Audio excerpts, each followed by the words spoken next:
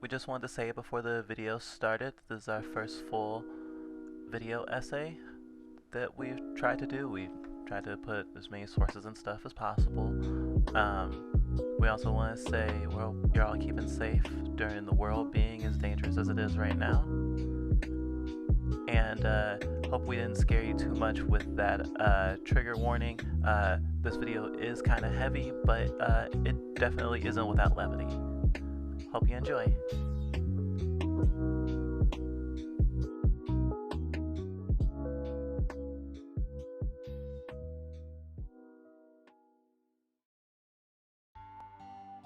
Nostalgia can be a happy place, where things are how you remember them, safe from the cold reality of the world.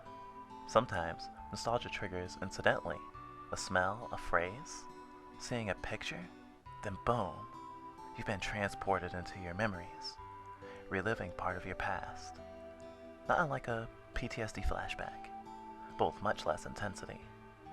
Speaking from experience, it feels like two sides of the same coin, at least from the fact that both nostalgic memories and PTSD can be triggered by a lot of the same things. Smells, images, even sounds.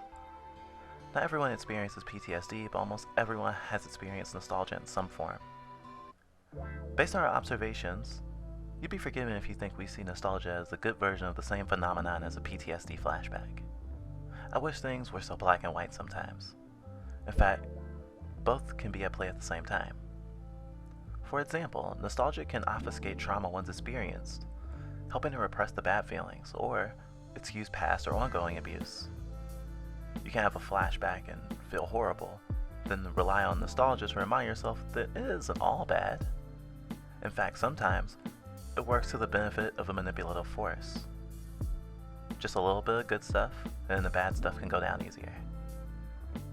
Some abusers use this tactic to control a narrative, or to gaslight their victims. Of course, non-abusive people trigger nostalgia on purpose too, in themselves and in others. It can be a helpful tool for calming one's nerves, or even connecting with a person who shares your nostalgia. People do it all the time in fandom.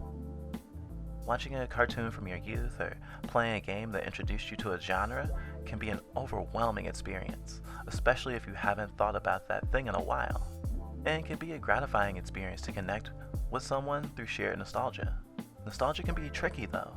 Even good memories can juxtapose with your life now, and the sweetness of a time you can't go back to can be a bitter pill that demoralizes and terrifies. Or, one could be so desperate for the nostalgia-laden past that they fight tooth and nail to go back to a time when things felt good, or even great, ignoring everything in the present to pursue an idealized reality. Nostalgia, or rather homesickness, was first coined in 1688 by Johannes Hofer, who observed Swedish mercenaries frequently suffering from a longing of their home mountainous region, and which seemed to cause a lot of physical and emotional afflictions, sometimes even death. Not all of which were likely directly related to the nostalgia, but the emotional pain doesn't help you heal physically either. It was seen as something to be avoided at all costs, so Swiss mercenaries were alleged to be forbidden from singing songs that reminded them of home, lest it encouraged nostalgia, which was life-threatening, or at the very least encouraged desertion. Sir Joseph Banks, an English scientist in the 1700s, noticed similar afflictions in homesick sailors, this time coined under the term nostalgia. Eventually, the best treatment for soldiers afflicted with nostalgia was determined to be simply sending them home. It seemed as though nostalgia was something of a soldier's disease, and that idea seemed to persist for a long while. In the 1850s, nostalgia was being seen as a symptom of melancholia, later to be known as the Major Depression, as opposed to a disease itself, and after 20 more years wasn't considered a medical phenomenon anymore. Not that it wasn't still cited as an affliction in soldiers through World War II, which was a time that a huge boom in research regarding mental illness in soldiers took place, because there was mass desertion. Most who had engaged in direct combat developed varying degrees of mental disturbances, which led to a greater understanding of what today is known as PTSD, which was previously known as gross stress reaction. It was definitely disarming to learn nostalgia was seen as an inherently bad thing, when now it's seen as generally positive. Despite that, It made a lot of sense to us considering how much nostalgia leads to violence, mob mentality, and just general shittiness in those who feel that nostalgia has been taken or betrayed.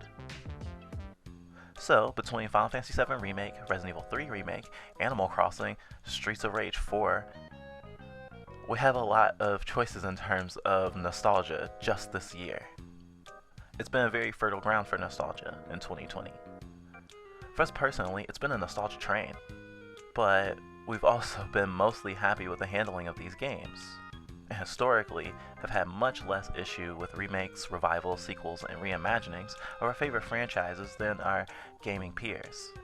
Not to say that we don't have criticisms, but between our special interest in video games and the influence of consumer culture, which encourages gobbling up every last lick of content associated with a franchise, the disappointment of how a project was handled has typically always been outweighed by our thankfulness that the thing even exists. Like, thank you, media oligarchy, for giving me a tiny new morsel of content. I will treasure it always, uwu. Also, when's the next one? And since consumer culture also encourages constructing identity out of the media properties, and fans' love of those properties is cultivated to the point where companies can use fans for free marketing or playtesting, we're usually in good company in our obsessions about the things we enjoy. It's part of fandom culture.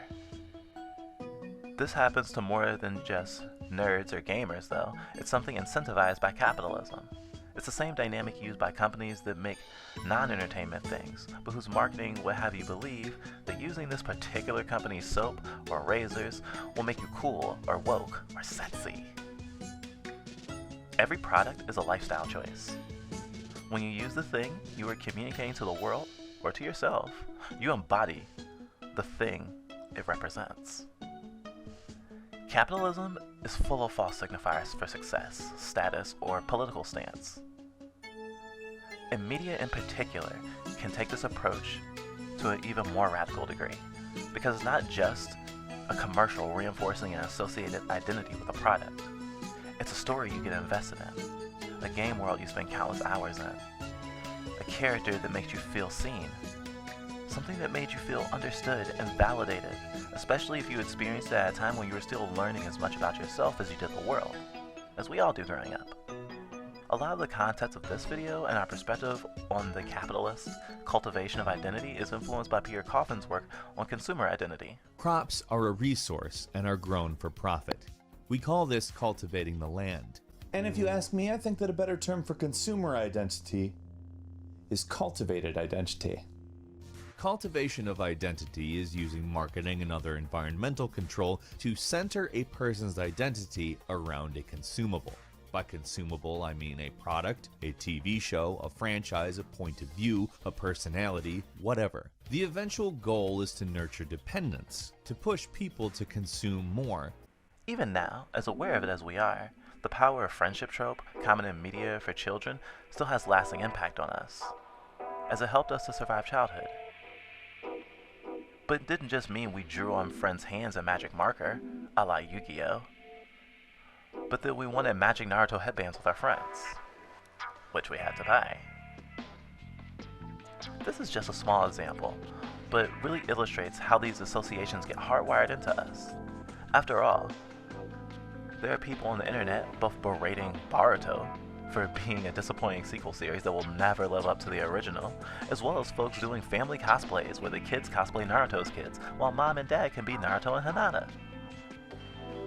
Both the dissenters and the cosplayers are experiencing a form of nostalgia, and the kids are learning the association of quality time with their parents and the multimedia franchise of Naruto. The seeds are being planted. Nostalgia would exist without capitalism, but capitalism benefits greatly by imprinting a need and comfort from the object sold within it. An emotional need is still a need. When you feel your very personhood is represented and validated by, say, being a Final Fantasy VII fan, it's easy to see how someone could feel betrayed or humiliated by a mishandling of Final Fantasy VII media. A slight against the franchise is a slight against you. And in our experience, even having a fandom we're in criticized can make us feel under attack, even by friends and loved ones. So if it wasn't clear before, we aren't immune to nostalgia. In fact, We wanted our first video on this channel to explore if Resident Evil 3 Remake and Final Fantasy 7 Remake were actually good games, or if the fan service they provided were a smokescreen for a shameless cash grab. And it wasn't a thought that had much crossed our mind until our best friend had remarked on our excitement for Final Fantasy 7 and how we'd enjoy it regardless of its quality. Which honestly struck a chord. Partially because we have a history of gobbling down content even when we can admit that the game or movie or anime in question had missed the mark. In fact, we go on a large part of our life loving things that others in fandoms are generally less happy with. Stuff that gets derided constantly. And it's been a source of shame for us. As one educated in film studies and as a nerd in general, it's kind of embarrassing. Even though we've not been told this very much directly, we've always worried that we have bad taste. And that on its own could be pretty regrettable. But once we became a leftist, a new dimension was opened up to us. Do we only like the things we do because money has been invested in preying on our nostalgia? Are we worse than those who complain about every new Resident Evil game because we'll buy the new one without question? The Resident Evil analogy is actually a very personal example, considering we've been a fan for a long time. And we remember several times that the fandom was up in arms about the newest game, how it disgraced Resident Evil's legacy, and how Capcom would make so much money if only they made a real horror game. But that was the thing. Resident Evil 5 and 6 sold well. But we think that was more because of fan loyalty and pre-order culture than anything else. I bought Resident Evil 5 and 6, pre-ordered both of them actually. I was resolved to play them even before knowing if they would be good. And the more hate they got, the more we felt like we had to defend them.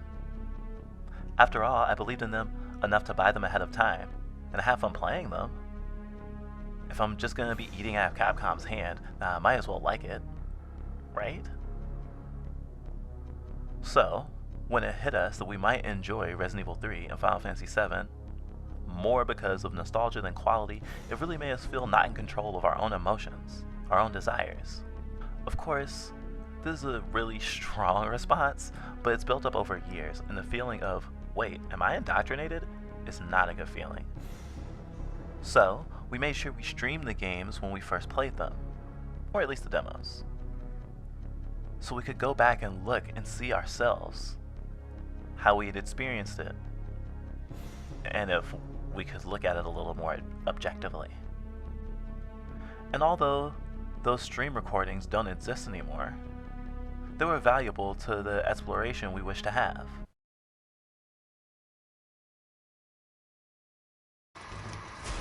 Oh, it's the Nemesis! Whoa, the Nemesis can just do that to people? Please, can we not? Can we not? I don't like that. I don't like that at all. Nemesis, please! I didn't ask for this. Can we play nice? I don't like this. I can hear him. Hands where I can see him. I like all this stealth. This is cool. Have fun. Especially considering it makes more sense now. When it's done, we're done. Hey, you made big set. Real You- to look at too. Jesse, are you hitting on me? Yes. Oh gosh, excuse me. This'll be quick. In the original game, I thought these dogs were robots. I swear I did. That was not robot. No. Much more fleshy. Spells? Fire? Huh. He started with lightning in the first game. They changed the thing. I am mad. No, not really. I don't actually care. Ironically though, when playing them, it hit us that we'd never be able to parse it objectively. Almost begrudgingly, we loved them. Resident Evil 3 terrified us with Nemesis's newfound agility in the first few hours. It fits the badly implemented dodge mechanic of the original, gave Jill more personality than we'd previously seen, and made Carlos not a 90s action sleazebag? Wow, pretty good. And Final Fantasy VII Remake gave us a amazing battle system, maybe the best since Final Fantasy XII. Expanded on the anti-corporate and environmental terrorism, seemed to add context to the most memorable events without making them feel tacked on. Meta-textually challenged the established canon, and made Barrett not a cringy stereotype. I couldn't have imagined a better time. And playing these games back to back was an experience. If my life hadn't sucked otherwise at the time, I would have started questioning if I was dreaming. And it hurt, because we love the games for their differences and their similarities to the originals. And because of that, we couldn't figure out if we were bootlicking or having honest enjoyment. Maybe we liked Remake despite the cut content, but what if it didn't matter what they cut? What if we would have liked it regardless of how it plays? What if we only like Final Fantasy VII because we feel politically pandered to? What if our critical eye for story has been watered down by all the hard-to-acquire spin-offs? And Kingdom Hearts. We personally don't recommend thought spiraling about your interests so hard. Second guessing if you've been manipulated into liking something is a really good way to hate yourself and potentially the thing. After all, there's no way to know 100% if you'd still like something if consumer culture didn't exist. You can't travel between realities after all. And you can't easily separate yourself from the you've been encouraged and rewarded to be. We don't think enjoying these games makes us a thought slave, but it's important to be aware of your biases as much as possible. Hey, remember when toward the beginning of the video we talked about how PTSD and nostalgia can commingle? Well, our experience of that is well woven into our love of video games. Especially Final Fantasy, Resident Evil, and maybe most distressing, Animal Crossing. All these games getting new entries released in such a short order have been amazing and heart-wrenching. They were foundational to our childhood, but also to our abuse. So it has been a train of nostalgia and trauma. We've been shamed, manipulated, and punished using these games, and sometimes it feels good to like them despite that.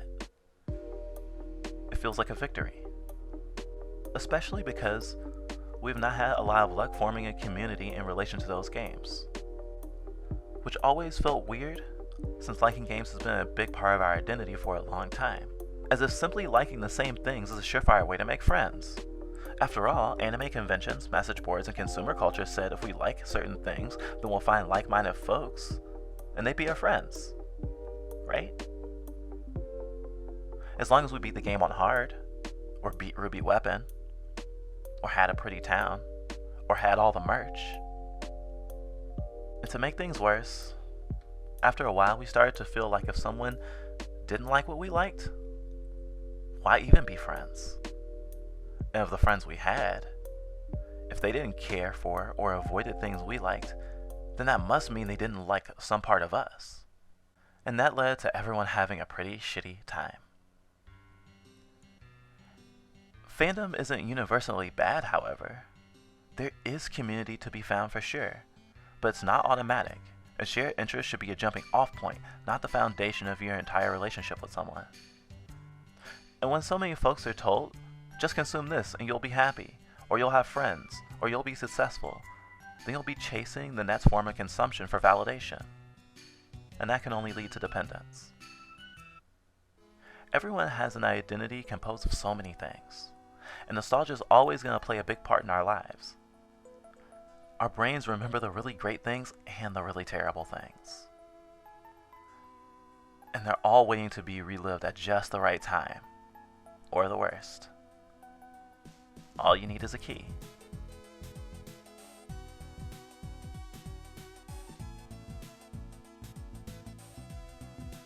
Hi, this is Fluffbite again.